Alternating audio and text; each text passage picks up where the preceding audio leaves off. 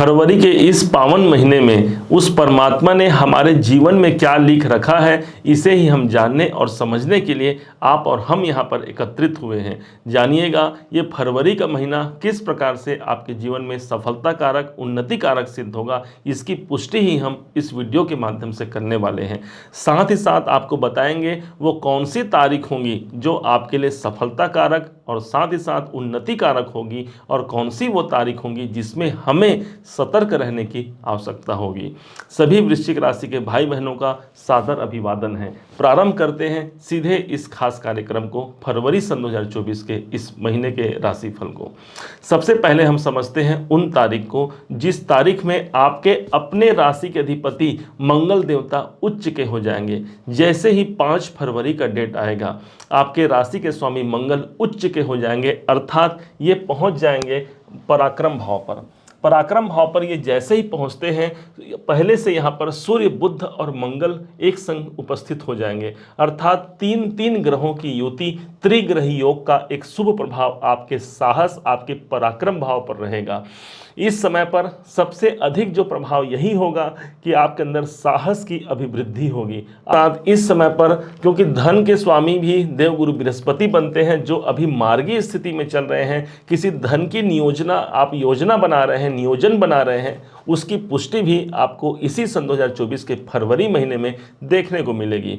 ध्यान दीजिएगा, एक संग सूर्य, बुध और साथ में राशि के अधिपति मंगल समाहित होंगे। इसका कारण मंगल हो गए सेनाध्यक्ष, सूर्य हो गए हमारे शासनकर्ता अर्थात राजा, और बुध हो गए राजकुमार।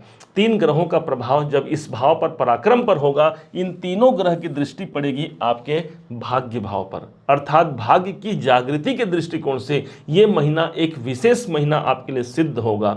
कोई विशेष भाग्य की जागृति आप चाहते हैं, अपने उच्चाधिकारियों से सपोर्ट चाहते हैं, किसी विशेष वरिष्ठ जनों का आप सहयोग चाहते हैं, इस महीने आपको प्राप्त होगा। साथ ही साथ पिता से जुड़े हुए आपके पिताजी का आशीर्वाद और साथ ही साथ उनके द्वारा कोई विशेष कार्य की संपन्नता भी आपके जीवन में देखने को मिलेगी। माना जाता है मंगल देवता जब उच्च के होते हैं, उस समय पर बहुत से कार्य हमारे सिद्ध होते हैं, अर्थात ये महीना आपके कार्य सिद्धि के लिए एक वरदान साबित हो सकता है आपके लिए, आप ये जानिएगा।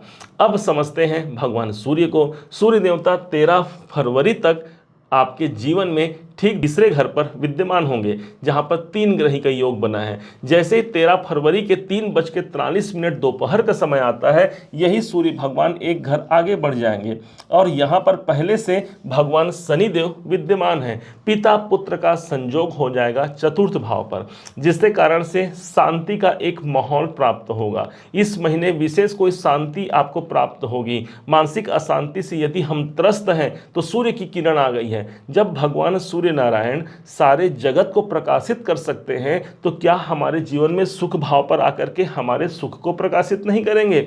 आपके प्रॉपर्टी से जुड़े हुए कोई कार्य यदि नहीं बन पा रहे हैं, यहां पर बन सकते हैं। आप प्रॉपर्टी बेचना अथवा खरीदना चाहते हैं, दोनों ही परिप्रेक्ष्य से सूर्य शनि का कॉम्बिनेशन यहां पर बन रहा है। शनि देवता हमारे करियर के कारक होते हैं और साथ ही साथ सूर्य देवता हमारे मान सम्मान और प्रतिष्ठा के प्रतीक माने गए हैं। इन दोनों का समावेश होना आपके कर्म क्षेत्र में कोई विशेष जागृति को प्रदान करता है। बात यहाँ समाप्त नहीं होती।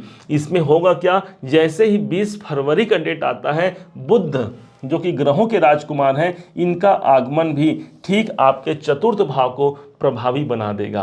अर्थात इस समय पर हम अपने कौटुंबिक जनों के संग मिल करके कुछ नए आयाम को प्राप्त कर पाते हैं। घर में कोई मांगलिक कार्य संपन्न हो सकता है, अथवा आप अपने फैमिली, अपने परिवार के साथ किसी मांगलिक कार्य को पूर्ण कर सकते हैं। ये वो समय आपके लिए प्रदर्शित हो सकता है। अब देखिए जरा, इन 3 ग्रहों का त्रिग्रही योग तो बन जाएगा।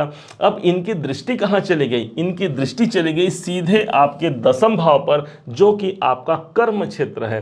कर्म क्षेत्र पर कर्म के स्वामी की दृष्टि, कर्म क्षेत्र पर सूर्य और बुध की दृष्टि एक संग होना, अर्थात व्यापारिक दृष्टिकोण से, आपके नौकरी के दृष्टिकोण से ये समय एक बेहतर आपको विकल्प निकाल करके दे पाएगा।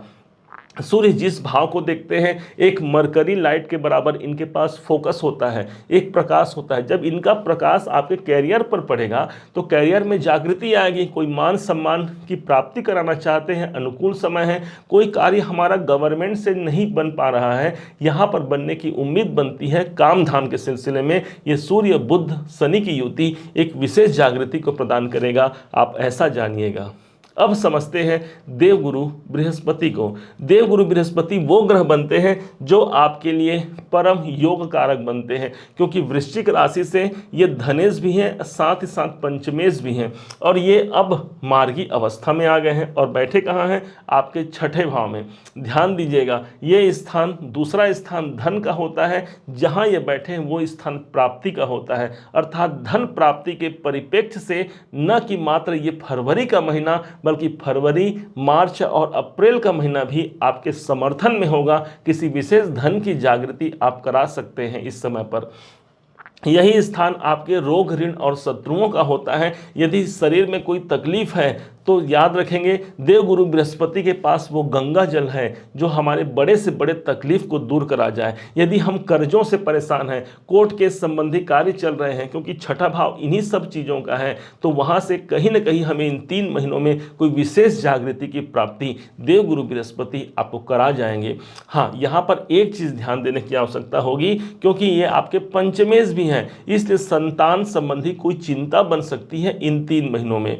इसलिए संतान के प्रति आपको नियंत्रण रखने की इस समय पर आवश्यकता होगी। अब समझते हैं शुक्राचार्य जी महाराज को। शुक्र ग्रह वो ग्रह बनते हैं जो कि धन, वैभव और विलासिता के प्रतीक माने जाते हैं।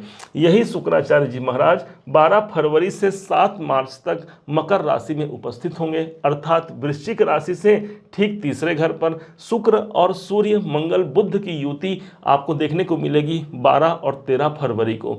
इस डेट में कोई नए कार्य आप करना चाहें कर सकते हैं, कोई पैसों से जुड़ा हुआ कार्य आप कर सकते हैं, कोई इन्वेस्टमेंट करना चाहते हैं आप कर सकते हैं 12 और 13 फरवरी को। इसे आप नोट कर लीजिएगा।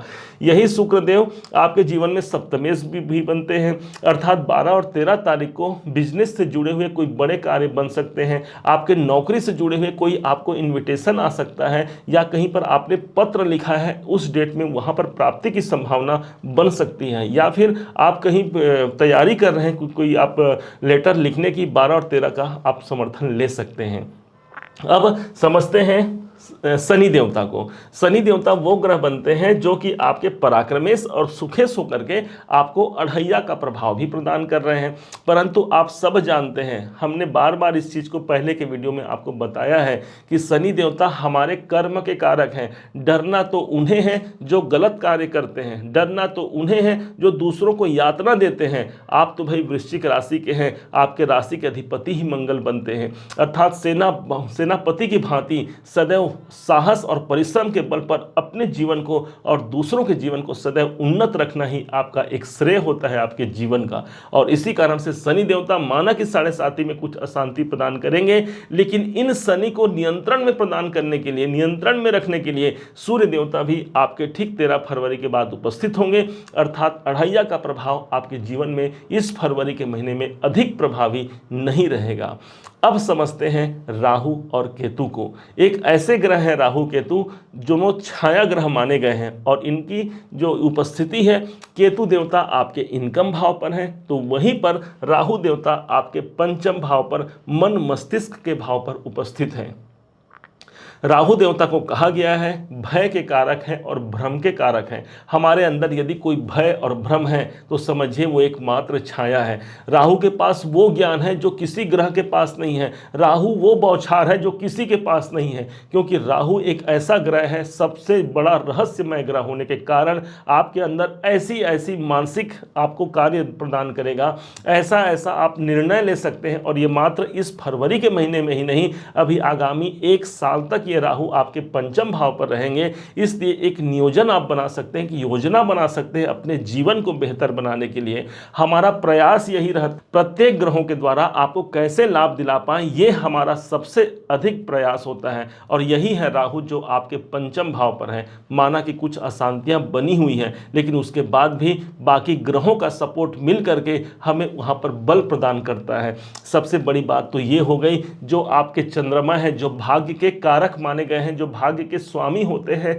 वृश्चिक राशि के, वही चंद्रमा है। और चंद्रमा को देखिए जरा, इस फरवरी के महीने में कहां शोभायमान होंगे? आपके 12वें घर पर। किसी यात्रा की संभावना बन सकती है आपके जीवन में, विशेष तौर पर 1, 2 और 3 फरवरी को कुछ यात्राएं कर सकती हैं। इस समय पर आपका मन आध्यात्मिक दृष्टिकोण से सबसे ज्यादा जागृत रहेगा, और माना जाता है जो व्यक्ति आध्यात्मिक यात्रा को पूर्ण करता है, सभी के सभी ग्रह भी उसके अनुकूल हो जाते हैं, अर्थात ग्रहों का प्रतिकूल प्रभाव नहीं पड़ता। इसीलिए हमारे सनातन परंपरा में कहा गया है कि व्यक्ति अपना समय निकाल करके, एक घड़ी आधो के पुण्य आप कुछ समय निकाल करके ईश्वर के प्रति आपकी निष्ठा ही आपको प्रबल योग दिलाती है आपके जीवन में। इस बात को आप समझिएगा।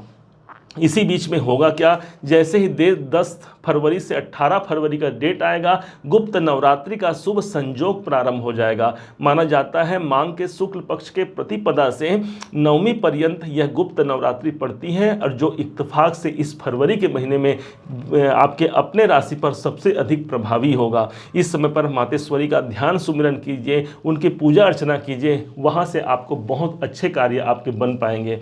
जैसे ही 14 फरवरी का डेट आता है, बसंत पंचमी का शुभ संयोग आएगा। सफेद पुष्प माँ सरस्वती को अर्पण करके उनसे ज्ञान, बुद्धि, विवेक की प्रार्थना कीजिए। निश्चय मानिए वो आपके निर्णय को इतना प्रखर बना देंगे कि आप कोई भी निर्णय लेंगे वहाँ पर आप कभी भी हार नहीं आपकी होगी।